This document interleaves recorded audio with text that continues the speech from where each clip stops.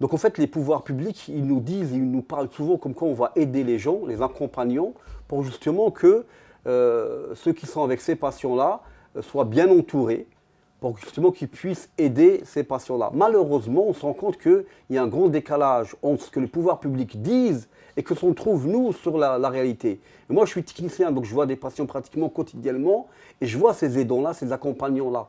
Et ces accompagnants-là, ils craquent.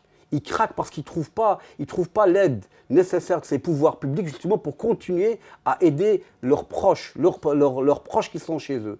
L'idée, c'est que justement, on facilite à ces gens-là, à ces aidants-là, d'avoir le plus de possibilités, par exemple, dont on parlait tout à l'heure, c'est d'avoir justement cette possibilité-là, par exemple, de faire des radios à domicile, de faire des examens à domicile pour justement éviter tout un déplacement, éviter tout un dérangement pour ces patients-là. Ça, c'est d'un côté.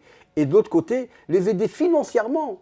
Parce que c'est des gens, souvent, c'est pas des gens riches, et donc, ils arrêtent le travail ou ils travaillent à mi-temps pour pouvoir s'occuper de ces gens-là.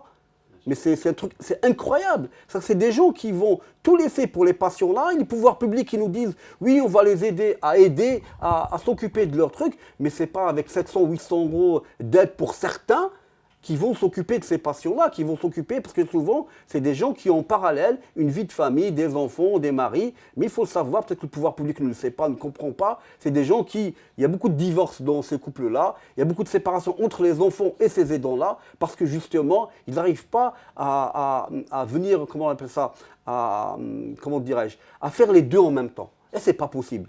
Nous, on les voit quotidiennement. C'est des gens qui, avec le temps, au bout d'une année, ils deviennent fatigués, ils deviennent dépressifs, ils deviennent de plus en plus là, à cause justement du fait de pallier les deux, de s'occuper de leur vie familiale, de leur vie privée et de s'occuper de ces parents-là, de ces patients-là dont ils s'occupent.